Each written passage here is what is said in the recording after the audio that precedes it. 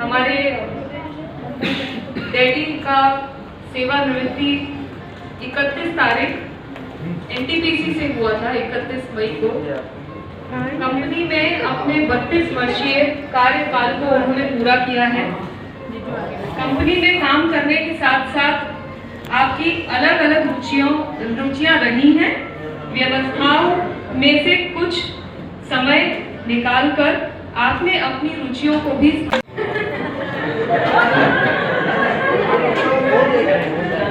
हमारी प्यारी बड़ी मम्मी बताएंगी। छत्तीसगढ़।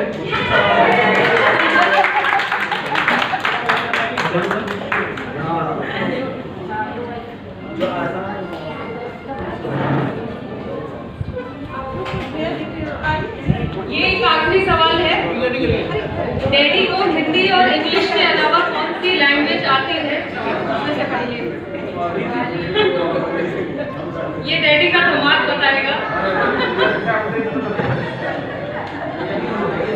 उर्दू। हाँ। Thank you so much. आप लोग डैडी के बारे में जानते हैं, इसका मतलब ये था, इस गेम का बेसिकली यही मतलब था कि आप लोग कितना डैडी को जानते हैं। हम थोड़ी ही देर में एक चित्रण दिखाना चाहेंगे। कुछ लोग और आ जाते हैं हमारे साथ, उससे सवाल ये पूछा जाएगा। चलो जो हाथ नहीं उठा रहा उससे पूछो। आपको ये इमेज देखनी है और कुछ गेस करना है। No idea. तुम शाबाश शाबाश। ये देख के अच्छा लग रहा है कि ये सब जवाब लोगों के पास है, लोग हाथ उठा रहे हैं। Thank you.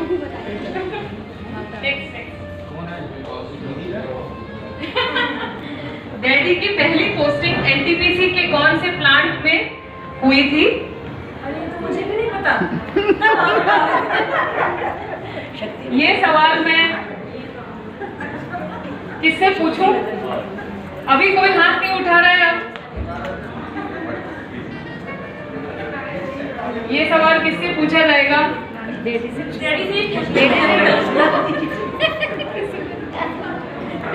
ये सवाल मैं पापा से पूछना चाहूंगे। पापा, आप कुछ गेस करना चाहेंगे? फोटो देखिए।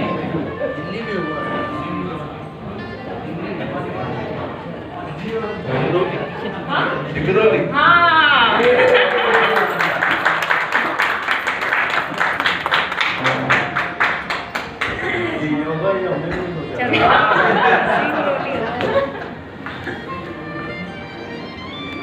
डैडी की मास्टर्स डिग्री कौन से सब्जेक्ट में है?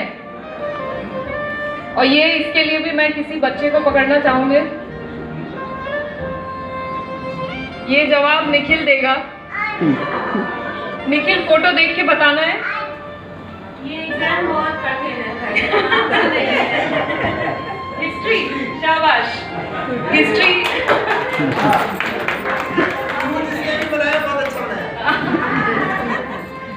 नेक्स्ट। डैडी का उपनाम पोएटिक नेम क्या है? ये थोड़ा टफ सवाल है। इसलिए मैं सब लोगों को चिंतन मनन करने के लिए बोलूंगे।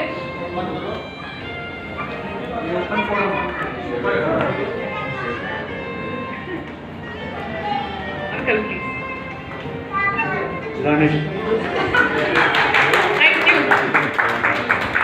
मुझे मालूम नहीं है ये पिक्चर देख के आप लोगों को कितना समझ में आया, लेकिन एक्सप्लेन भी करो ना। हाँ, पिताजी का नाम वो दानिश लिखते हैं। अच्छा, दान। पहली वाली फोटो में दान है और अच्छा ईश। दूसरी वाली फोटो में ईश बने हुए हैं, तो दानिश। ये एक्सप्लेनेशन जरूरी था।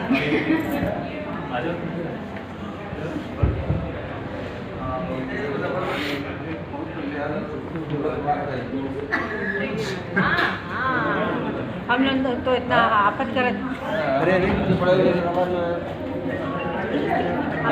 दूर से। बहुत अच्छा सवाल है भाई। फोटो डैडी की बर्थ कौन से साल की है? और आपको ये फोटो देख के पता करना है। याद रहे, सदा याद रहे, सदा याद रहे, सखी गीतों में गीत गाना।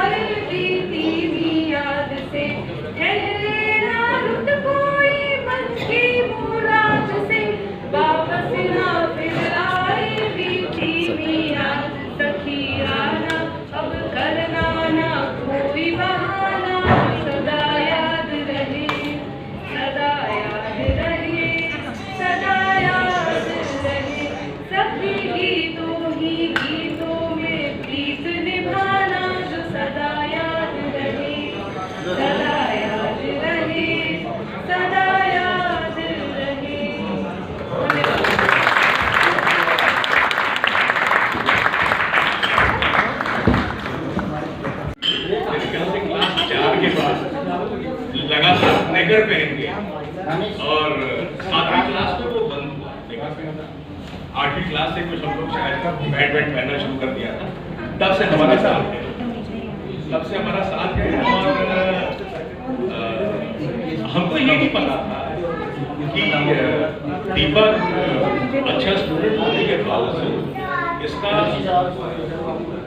लिटरेचर की विधा में इतना बड़ा इंटरफेरेंस है कि ये पर्शियन भी सीखेगा, उर्दू भी सीखेगा, और पर्शियन और उर्दू की पोएट्री लिखेगा, और उसके बाद हिंदी इतनी बढ़िया लिखेगा कि जो कि आज के मॉडर्न कहते हैं जो परिप्रेक्ष्य में हम लोग हिंदी पढ़ते हैं वो पढ़ने को नहीं है। इतना बढ़िया इंटरफेरेंस इसका लिटरेचर में। खैर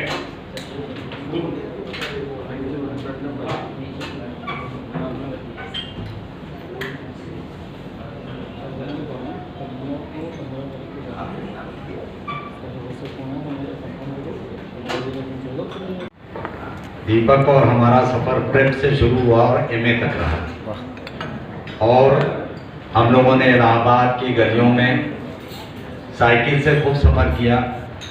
हम लोग डॉक्टर रफ़ीक के यहाँ अरबिक पढ़ने जाते थे और दीपक पर्शियन पढ़ते थे, और बहुत लंबा सफ़र रहा यूनिवर्सिटी तक। उसके बाद भी मैं रेलवेज में चला गया, दीपक एनटीपीसी में चले गए, मुलाकात होती रही, बात होती रही, और जैसे हम लोगों का सफ़र एक मेरी गो राउंड जैसा था, जहाँ से शुरू हुआ वहीं ख़त्म हुआ।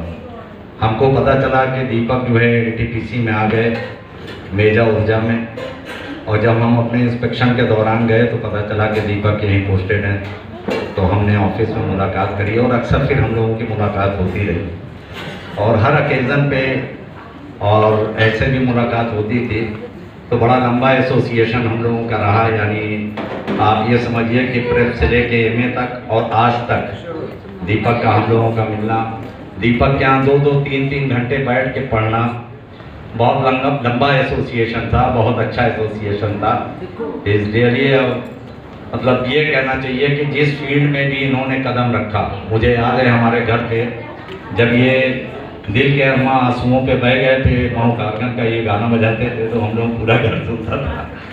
तो मैं यही कामना करूँगा कि दीपक अच्छी सेहत मिले, इनको खुश रहें, और हम लोगों की मुलाकात होती रहेगी। शुक्रिया। पिंटू भैया भी आज हम लोग सब बात कर रहे हैं कि पिंटू भैया का एकेडमिक्स बहुत अच्छा रहा, उनकी लिटरेचर वाली फील्ड बहुत अच्छी है, और इन सब के पीछे का कारण है उनके बहुत ही परम आदरणीय मामा जी, भोला मामा जी। उनकी बुआ जी ने उनके पास पिंटू भैया को शुरू से भेजा, और पिंटू भैया उनसे रेगुलरली पढ़ने आते थे, और भाई जी को केवल पढ़ाना नहीं होता था, उनके पास हाउस होल्ड और जॉब्स होते थे, काम करते थे, तो पेशेंटली बैठना और उतने डेडिकेशन के साथ उनको पढ़ना।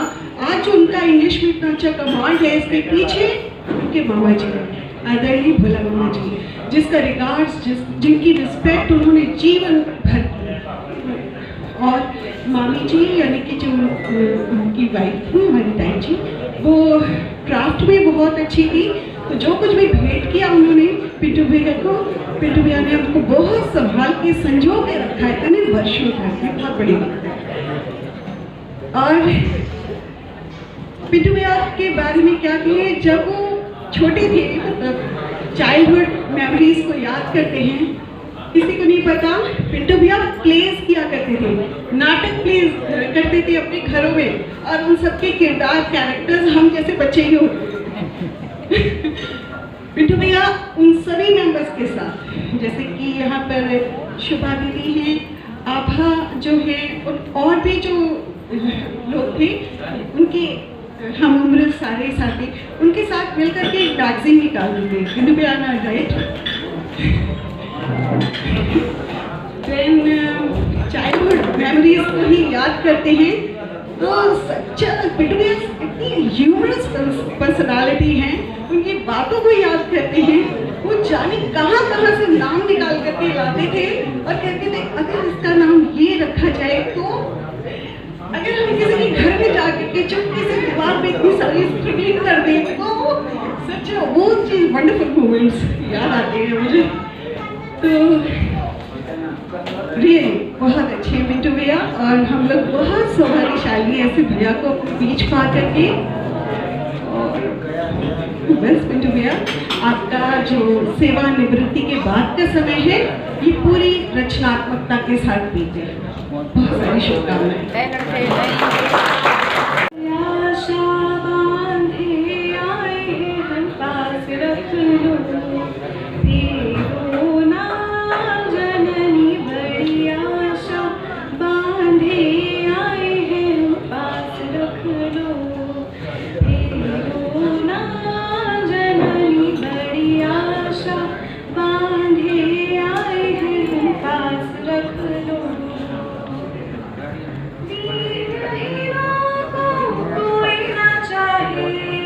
तुम ही केवल आश्रय के हो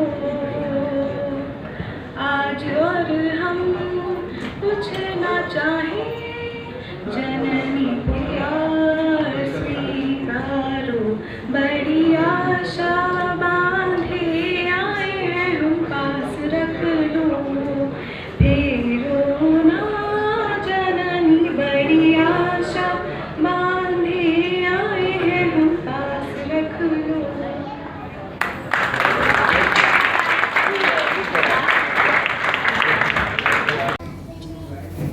सुनहरे पलों को जीने का उम्र का पड़ाव आया। ऑफिस की फाइल पढ़ते पढ़ते अब विराम आया है। दूसरा करेंगे वापस का बहुत खुशियां बिखेरता या परिवार पल पूरे परिवार को साथ लाया है। हम सारे इकट्ठा है, आज भी आपने बुलाया और ये हमको एक मौका मिला है। और आंखों के निराले जी कहाँ से आ निकले?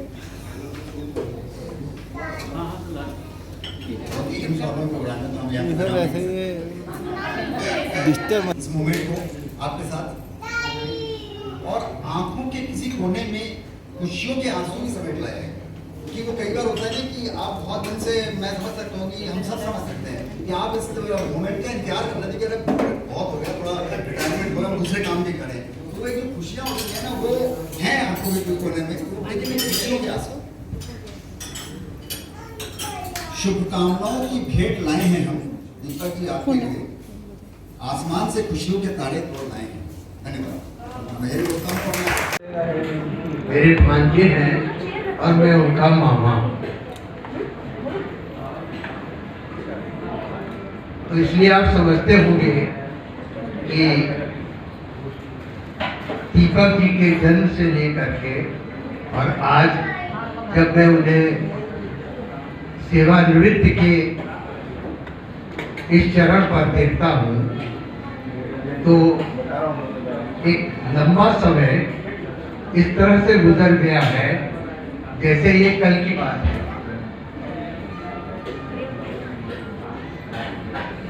उनके बारे में जो चित्र भी यहाँ दिखाए गए उनके माध्यम से तो आप भली भांति समझ गए होंगे कि दीपक जी ने किस तरह से अपने सर्विस पीरियड को बिताया है। दिल्ली से नौकरी शुरू की थी, बाद में वो शक्ति नगर गए, फिर मोरबा और उसके बाद इलाहाबाद यानी मेजा तक वो 4-5 केंद्रों पर रहकर उन्होंने अपनी सेवाएं दी हैं और मेजा से उन्होंने सेवानिवृत्ति प्राप्त की।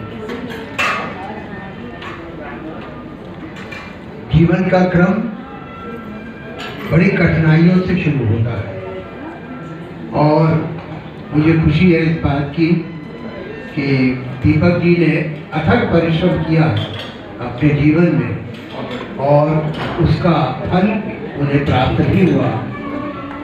और आज वो, कभी मैंने उनसे बात भी की है तो वो अपने सेवा काल में हमेशा यही कहते रहे कि हम हमेशा अपने कार्यों में खुश हैं, अपनी सेवाओं में हम खुश हैं। तो ये बहुत बड़ी बात है और ये इस बात को सिद्ध करती है कि वो किस तन्मयता से अपने इस विभाग की सेवा कर रहे थे।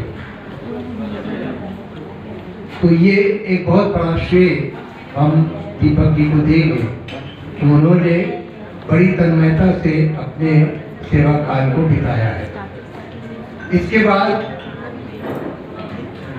लोग नौकरी करते हैं और पूरा समय बीत जाने के बीच में भी कोई ऐसी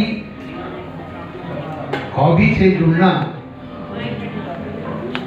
बहुत कम पाया जाता है, लेकिन दीपक जी में ऐसा नहीं है। दीपक जी ने संगीत से बड़ा लगाव रखा है, इसलिए वो बहुत शुरू से ही माउथ ऑर्गन बजाते रहे और बहुत ही अच्छा बजाते रहे। आज भी ये शौक उनका कायम है, इस बात की हमें बड़ी खुशी है। दूसरा, शेर व शायरी का भी शौक इन्होंने पैदा किया, तो ये दो शौक इनके रिटायरमेंट में बड़े काम आएंगे और मैं उम्मीद करता हूँ कि दीपक जी इसको भली भांति निभाएंगे भी। जीवन में रिटायरमेंट के बाद लोग ये सोचते हैं कि अब हमारे लिए कुछ रह ही नहीं गया, हम क्या करेंगे, तो ज़्यादातर लोग आलसी बन जाते हैं। मैंने उनको ये सलाह दी है कि भाई आलसी मत बनना, कुछ न कुछ करते रहना है। तो भगवान की जैसे इनको दो हॉबी है, उसमें ये काफ़ी कुछ करते रहेंगे, जैसे रचनाओं को लिख करके कवि सम्मेलनों में भाग लेना, मुशायरे में भाग लेना, तो ये इनकी हॉबी इन्हें साथ देगी। साथ ही साथ संगीत तो है ही है और बड़ा मधुर ये माउथ ऑर्गन में जाते हैं। हो सकता है आज अगर वो इस कार्यक्रम में अपना एक परफॉर्मेंस देंगे तो हम लोगों को बड़ी खुशी होगी जान करके।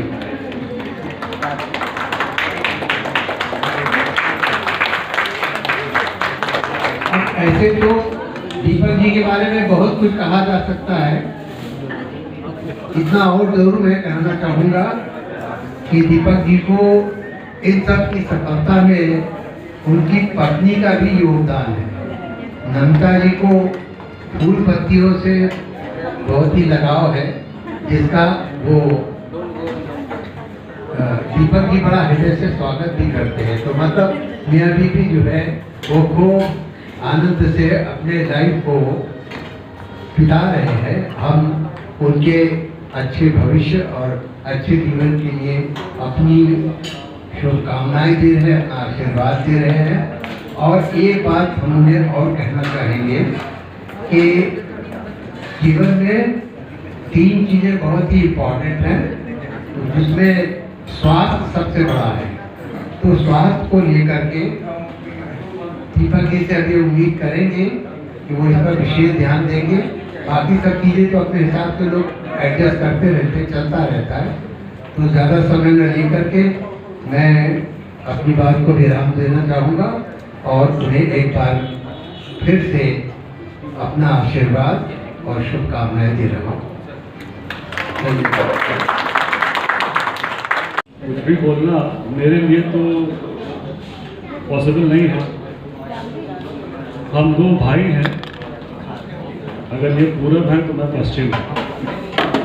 जितना इनका पढ़ने में इंटरेस्ट है, मैं उतना ही पढ़ाई से दूर हूँ। ये बात अलग है कि अब मैं पढ़ा रहा हूँ, लेकिन कभी मेरा पढ़ाई में उतना इंटरेस्ट नहीं था। पिछले कुछ सालों तक हमेशा कहते थे कि तुम रिसर्च कर लो, टीचिंग में बहुत अच्छे जाओगे, और हमेशा पढ़ाई से लेकर के ही बातें करते थे, जो कि मुझे बिल्कुल पसंद नहीं आती थी। इस वजह से हम लोगों के बीच में कम्युनिकेशन जो था वो बहुत लिमिटेड था, काम काम की बातें होती थी। और वैसे भी ये शांत स्वभाव के हैं और मैं इनसे थोड़ा सा ज़्यादा शांत हूँ। बचपन की कुछ बातें अभी शुभा मेरी बहन इसने बोला, तो एक आध चीज़ें और बता दूँ जो शायद इनके स्वभाव के बिल्कुल विपरीत हैं। हम और मेरी दूसरी बहन शुभा, वो भी शुभा ही है, हम दोनों एक टीम में रहते थे, और ये और मेरे बड़े भाई हैं ललित, वो एक टीम में रहते थे। मेरी मुंडन के पहले चोटियाँ हुआ करती थी, तो ये शुभा और मेरी चोटियों को बांध देते थे, खिड़की से बांध देते थे, जिससे हम लोग कहीं आगे पीछे न जा पाए। गर्मी के मौसम में, आजकल के मौसम में जब आम खाना रहता था, तो हमसे पहले पूछ लेते थे कि तुम कतरा खाओगे या गुठली खाओगे। अगर हमने कहा कि हमें कतरा खाना है, तो बहुत पतला सा वो कतरा निकलता था। और अगर हमने कह दिया कि हमें गुठली खानी है, तो एकदम किर बोलती हुई चाकू चलता था, जिसमें एकदम पतली सी गुठली होती थी, और उसको अपने हाथ में तौलते थे। ये वाला भारी है, तो इसमें से थोड़ा सा हम कम कर लें तो बराबर होगा। और ये तौलने का जो कार्यक्रम था, वो चलता था जब तक आम खत्म न हो जाए। ये कुछ बचपन की यादें हैं। बाकी माउथ ऑर्गन अच्छा बजाते हैं। अभी मैंने आके पूछा कि माउथ ऑर्गन लाए हैं कि नहीं लाए हैं, तो आज ले नहीं आए, जबकि मैंने कहा था कि आज लेके आइए, क्योंकि सब लोग रहेंगे, अच्छा लगेगा। लेकिन आज नहीं लाए, क्योंकि ये दूसरे लोगों को मौका देना चाहते थे कि सब लोग बोलें। लेकिन हम लोगों को अच्छा बहुत लगता है। घर में जितने हमारे रिश्तेदार हैं, सब लोग इनकी बड़ी रिस्पेक्ट करते हैं।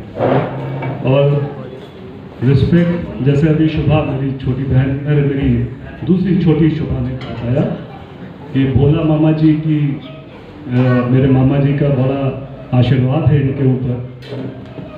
मेरे बड़े भाई और हैं, मेरे भाई रविशंकर मालवी जी, वो शायद अभी आ रहे होंगे। तो वो उम्र में बहुत बड़े हैं, लेकिन जब साथ बैठते हैं तो उनकी ऐसा लगता है कि दो बराबर के लोग ही बात कर रहे हैं, क्योंकि इनका साहित्य में भी बहुत रुझान है, बहुत पढ़ते हैं। और हम लोग आपस में, हमारे जो दोस्त लोग हैं, वो जब मजाक करते हैं तो यही कहते हैं कि भैया पढ़ते पढ़ते जब एक किताब से बोर हो जाते हैं, दूसरी किताब उठा लेते हैं फॉर ए चेंज। लेकिन पढ़ाई से दूर नहीं होती है। ये कुछ बातें, बाकी काफ़ी बातें सब लोगों ने करी हैं। सो अच्छा लग रहा है कि अब काफ़ी समय हम सब के बीच में, हम सब के साथ बिताएंगे, और कहीं ना कहीं थोड़ा बहुत हम लोगों को भी उससे फ़ायदा होगा। थैंक यू भैया, आप ऐसे ही रहो। सौभाग्य है, हमारा संबंध 19 में मेरे बेटे शुभदवे और ईशानी के कारण हुआ। और जब मेरा इनसे मिलना हुआ, मुझे लगा शुभ ने बहुत अच्छा घर देखा है। और मैं इतना यही कहना चाहूँगा कि मैं परिवार, दवे परिवार भोपाल का बहुत सौभाग्यशाली है कि हम दवे परिवार से जुड़े, और दीपक जी जैसे मेरे को शांति मिले। बहुत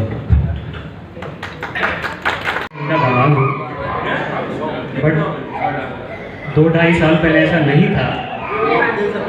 तो खैर आप सभी जानते हैं, मैं और ईशानी एक साथ कॉलेज में थे। तो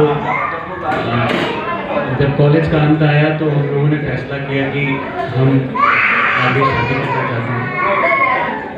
तो क्या होता है, जब भी आप कॉलेज में रहते हैं और फिर आपस में अपने पेरेंट्स के बारे में बात करते हैं, तो जब ईशानी ने डैडी के बारे में बताया, और बुरा मत मानिएगा डैडी, बट जब डैडी को कोई भी पहली बार देखेगा, तो खासकर जब उनकी लड़की का हाथ मांगने मुझे उनके पास जाना है, तो डैडी को देखा तो लगा कि यार बाकी सब तो पट जाएंगे, लेकिन इधर मामला थोड़ा फंस सकता है।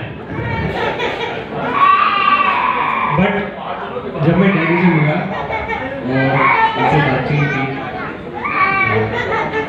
और हम दोनों में तालमेल बना, तो एक थोड़ा सिंक्रोनाइजेशन जैसा उधर लगा, तो उम्मीद बढ़ गई मेरी।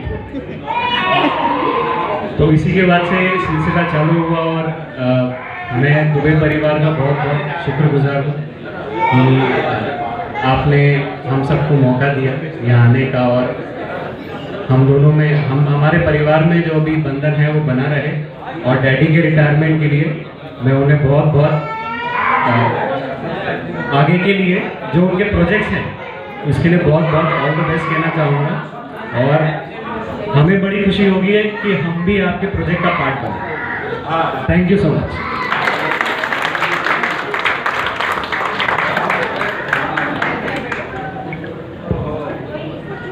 Thank you. बहुत आभारी हूँ।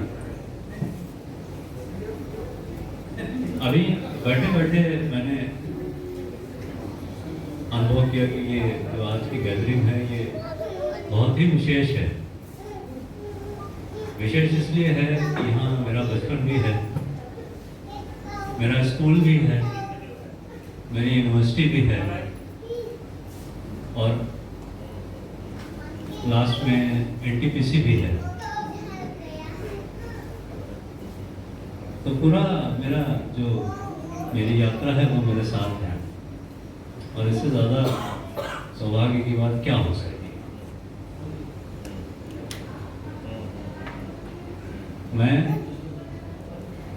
मैंने अपने जीवन में एक चीज़ देखी कि अगर आप किसी चीज़ को बहुत सिंसियरली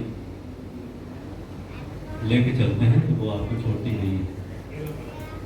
तो जिन चीज़ों की बात की गई वो मेरे साथ मेरे बचपन से है और अभी भी है। तो एक तरह से मैं बड़ा हुआ कि नहीं हुआ मुझे नहीं पता, लेकिन मैं रिटायर तो बिल्कुल नहीं हुआ।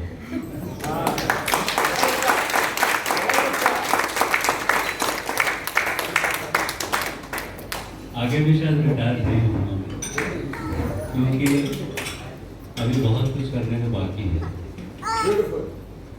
और जैसे जैसे चीज़ें होती जाएंगी वैसे वैसे मैं जीवन में और समर्पित और शामिल होता जाऊँ। और रियली मुझे एक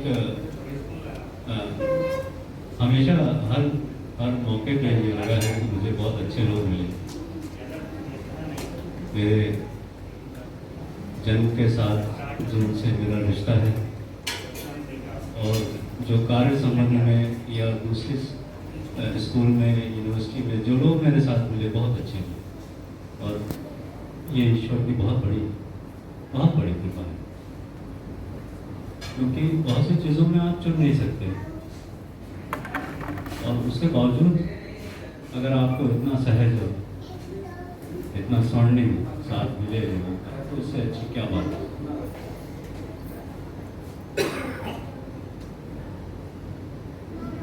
मेरे पास शब्द नहीं है, मैं क्या कहूँ और कैसे कहूँ। अभी लिखने और इसकी बात हुई अभी मोहब्बत तो मैं इसीलिए नहीं लाया कि हमारे कुछ साथी भेजा से आए, उन्हें जाना नहीं तो वो महफिलें शुरू हो जाती हैं तो फिर उसमें समय का आभास नहीं रहता।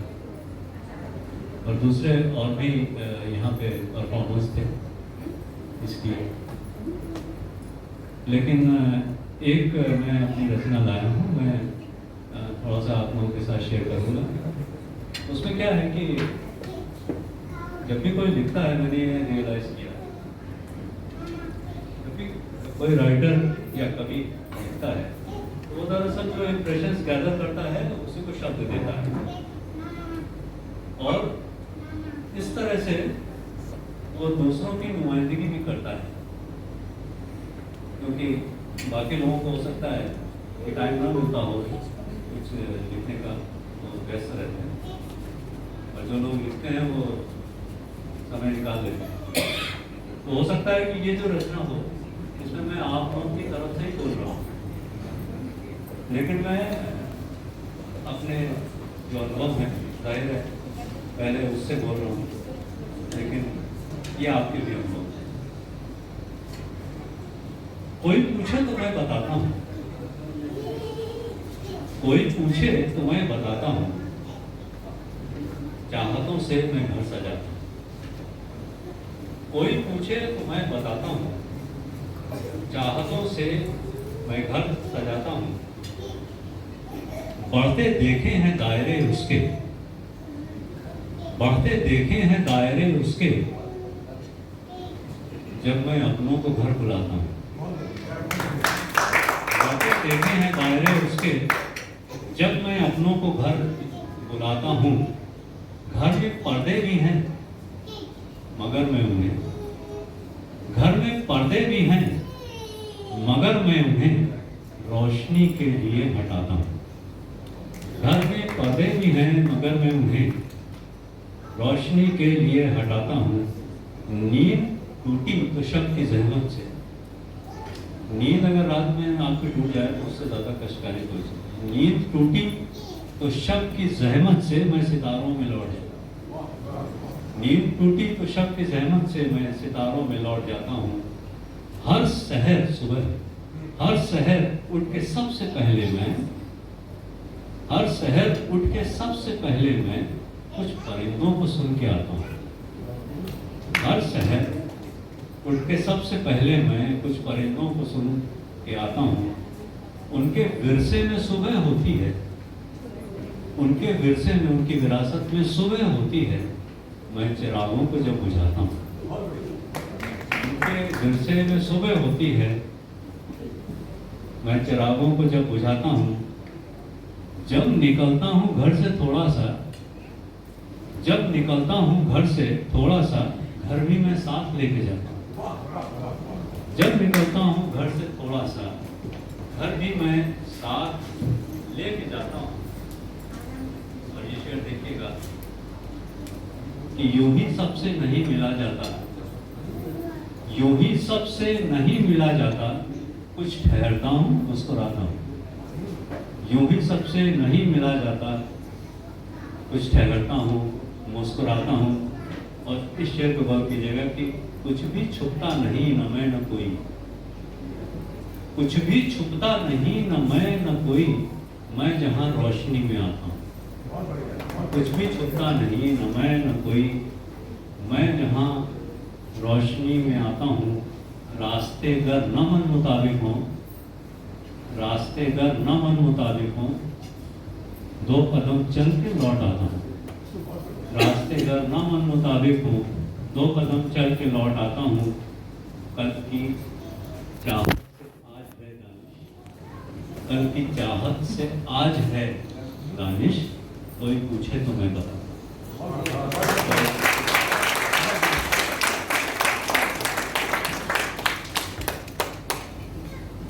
से मुलाकात पहले हम लोग ये आईएएस की तैयारी कर रहे थे।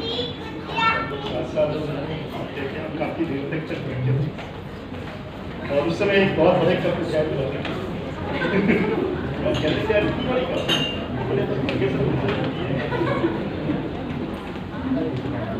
दूसरी बात ये कि सबसे बड़ी बात यह है कि हमने स्टडी इंग्लिश मीडियम में, और लेकिन सारी चीज़ें कंट्रास्ट आई अंग्रेजी में खावा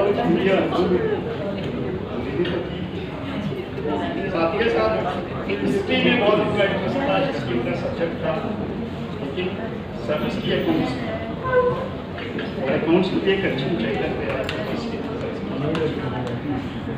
इसका अकाउंट से सब्जेक्ट पर जिला देना नहीं था, कल से ही बहुत हिंदी इंग्लिश के अलावा प्लस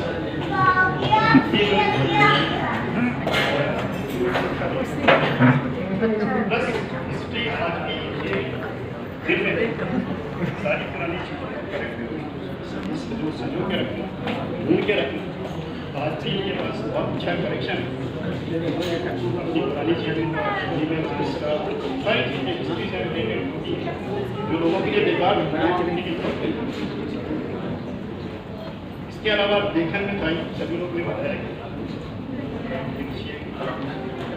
किताब से शुरुआत, किताब से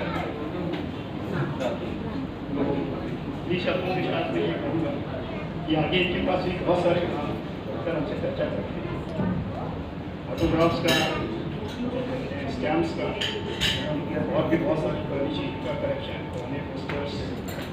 आप मतलब आप इनके घर जाएंगे अपने आप में म्यूजियम पाएंगे। ये सबसे ज़्यादा उम्मीद है कि चीज़ें आगे बढ़ेंगी। बहुत सारे ये